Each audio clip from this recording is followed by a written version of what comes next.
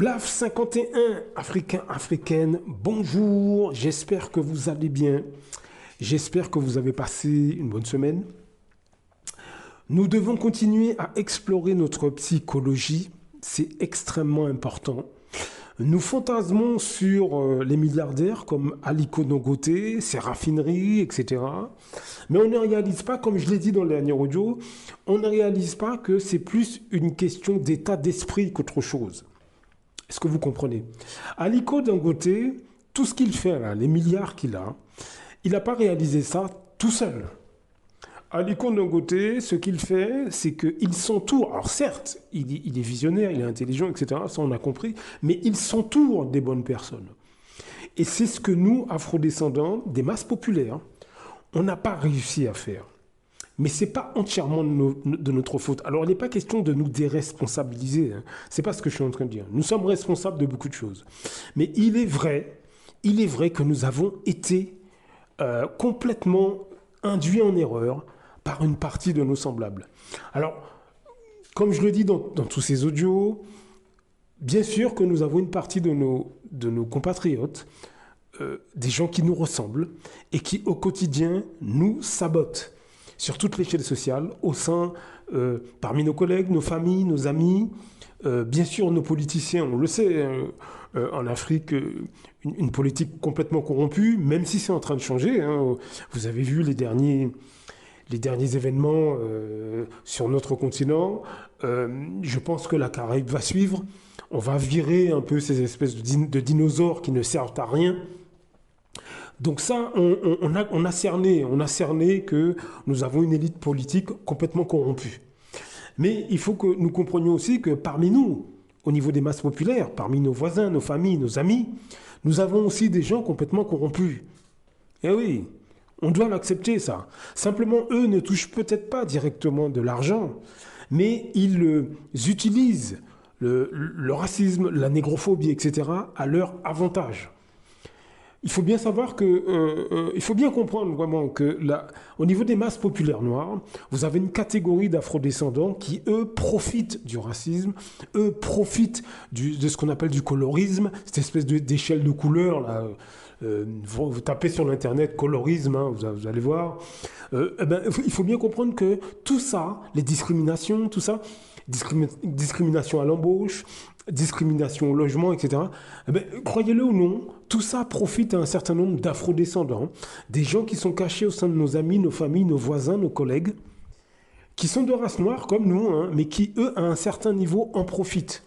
Ou ils utilisent le racisme pour se faire accepter au sein des autres communautés, pour se faire, aimer. Par exemple, en France, vous avez beaucoup d'afrodescendants, Afrique, Caraïbes et consorts, hein, qui font tout pour se faire aimer. Par exemple, des Français de race blanche, des Français arabes, des Français chinois, etc., etc. Eux veulent se faire accepter par tous les moyens, et donc ils deviennent eux-mêmes négrophobes contre leurs semblables. Ça, c'est quelque chose qui, malheureusement, chez nous, est très répandu. C'est un peu le constat que je peux faire après une vingtaine d'années d'observation.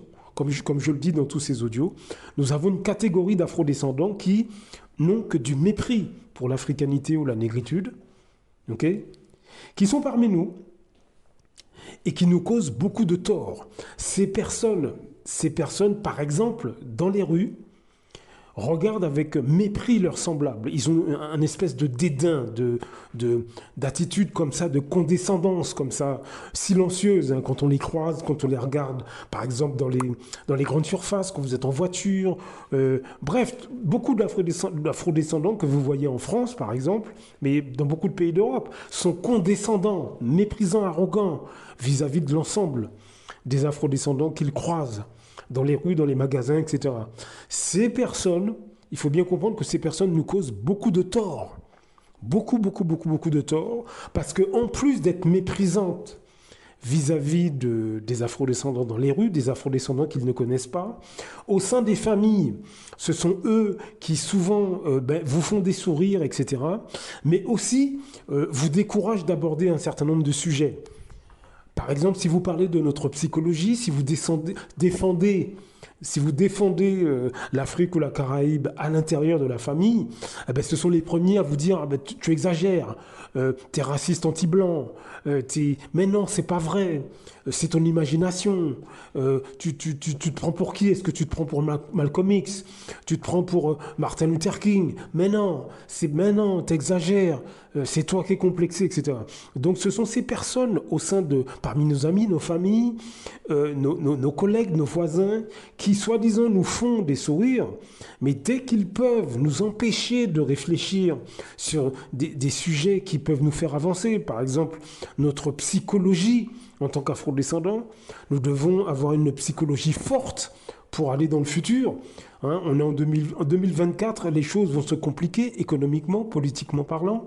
J'invente rien, regardez sur l'internet, eh ben, il faudrait une psychologie forte, compte tenu du fait que le racisme est extrêmement présent et c'est pas de la parano. Eh ben, ces gens vont vous dire non, mais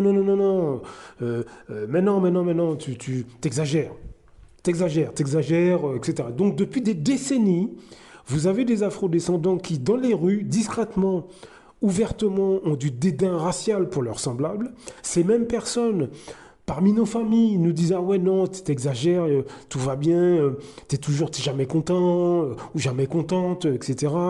Avec tes histoires de racisme, libérer l'Afrique, etc. Mais non, c'est pas vrai. Ben, il faut bien que vous compreniez que ces personnes, je les ai observées, et en plus donc de faire tout ça, elles dénigrent le monde noir, mais au sein des autres communautés. Oui, vous avez bien entendu, je sais que c'est difficile à accepter, mais au sein des autres communautés, les personnes là, dont je viens de décrire le comportement, ben, j'ai enquêté sur elles pendant une vingtaine d'années et je vous assure que ces mêmes personnes, quand elles sont au sein des autres communautés, à leur boulot par exemple, ou quand elles sont dans un couple avec un arabe, un chinois, un asiatique, etc., elles dénigrent le monde noir. D'autant plus, je vous assure, ça peut être un frère à vous, une sœur, un père, une mère, une tante, un oncle, etc., un ami de longue date ou une amie, etc.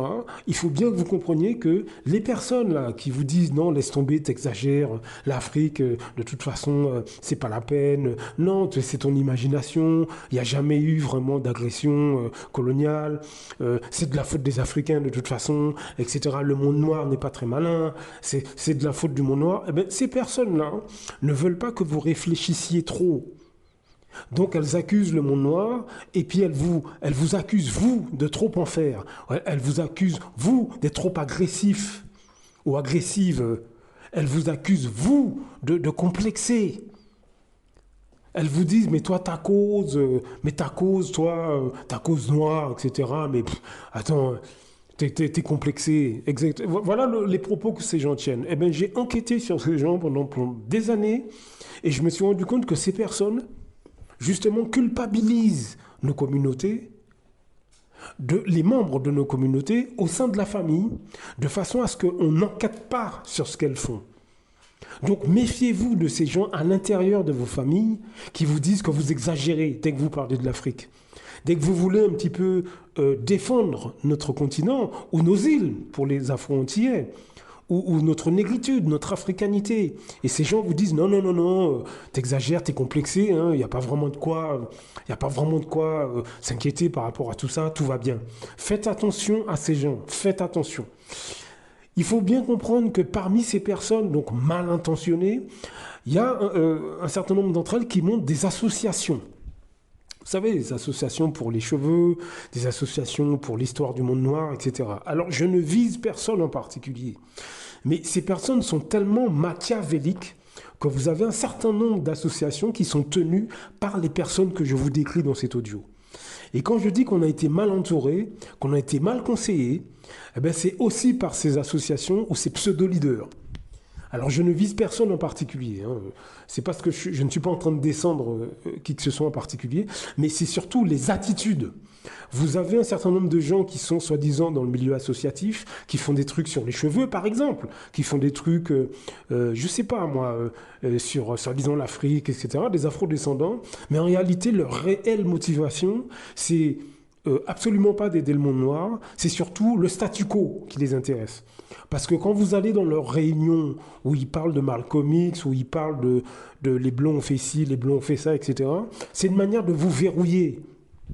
Voilà la stratégie d'un certain nombre d'afrodescendants qui sont dans les associations, des pseudo-contestateurs, d'autres sont sur les plateaux télé, hein, sont invités sur les plateaux télé, ils parlent des afrodescendants, mais en fait, on constate que c'est beaucoup plus pour se placer, eux, au sein des médias français. Ils sont absolument pas dangereux, sinon on les inviterait pas, hein. Donc voilà, alors je suis tout à fait solidaire des vrais leaders d'opinion que nous connaissons, hein, les Kémy Séba, les Nathalie Yamb, etc., etc. Ceux qui sont dans ce modèle-là, il n'y a pas de problème. Mais beaucoup, pour beaucoup, c'est du vent, hein. C'est du vent, ils font même des vidéos. Donc faites très attention. Depuis des générations, nous avons été abusés par, certes, des présidents africains qui ne voient que leur poche, des élus caribéens qui ne voient que leur poche, mais sur toute l'échelle sociale, nous avons eu des gens qui se présentaient à nous et qui se présentent encore à nous comme des gens à écouter, des leaders d'opinion alors qu'ils ne le sont pas. Soyez prudents. Soyez très prudents. Vous avez beaucoup d'associations en France, soi-disant africaines ou soi-disant afro-antillaises, etc. Mais ils ne mettent en avant que le côté festif, manger, danser, rigoler. C'est une manière de vous enfermer dans une espèce de boîte, ou pour manger ou pour danser, ou pour parler de Malcolm X une journée, ou pour les cheveux crépus, etc. Mais en fait, ça ne change strictement rien. Vous ressortez de là, la situation n'a absolument pas changé. Tout ce que vous avez fait, c'est danser, manger. Vous avez parlé de cheveux naturels. Bon, c'est bien, d'accord. Mais en dehors de ça, il n'y a rien du tout. Les gens qui bénéficient de ce type de structure, eux, par contre, se font des contacts. Eux deviennent une référence. Eux, du fait que leur association soit fréquentée par beaucoup de monde, ça leur permet d'atteindre d'autres personnes, d'autres sphères. Voilà les dangers auxquels nous devons faire face. Faites attention, soyez prudents, soyez observateurs et observatrices. Soyez vraiment sur le qui-vive. Il n'est pas question de se méfier de tout le monde. C'est pas ce que je dis, hein, c'est pas ce que je dis. Mais soyez très prudents. Depuis des générations, nous sommes dans des problèmes, dans un certain nombre de problèmes qui auraient pu être réglés très rapidement. Mais du fait qu'on a été, si vous voulez, trompé par un grand nombre des nôtres, sur toute l'échelle sociale, des responsables d'associations, des hommes et des femmes politiques, des artistes nous ont induits volontairement en erreur. Nous avons écouté des rappeurs, qu'ils soient américains ou par la suite français, qui soi-disant parlaient des problèmes dans le ghetto, mais en réalité, ce qu'ils veulent, c'est que vous restiez dans le ghetto pendant que eux font de l'argent sur le dos du ghetto. Parce qu'une fois qu'il y a l'argent, ils ne défendent plus le ghetto, hein.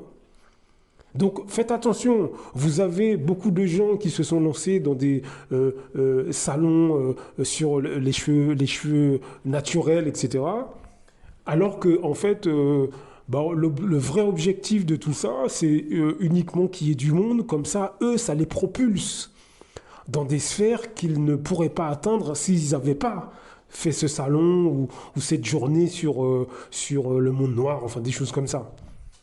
Moi, je me souviens, j'ai été, c'était en Belgique, j'ai été soi-disant dans une journée, c'était sur l'Afrique, etc. L'organisatrice, en fait, on s'est rendu compte qu'elle avait fait ça pour inviter donc certains politiques locaux. Comme ça, elle s'est trouvée un poste dans une des structures, puisque après l'association n'existait plus. Beaucoup d'afrodescendants sont des imposteurs. Soyez prudents. Je ne dis pas de se méfier de tout le monde, mais soyez extrêmement prudents et très observateurs. À très bientôt, Blaf.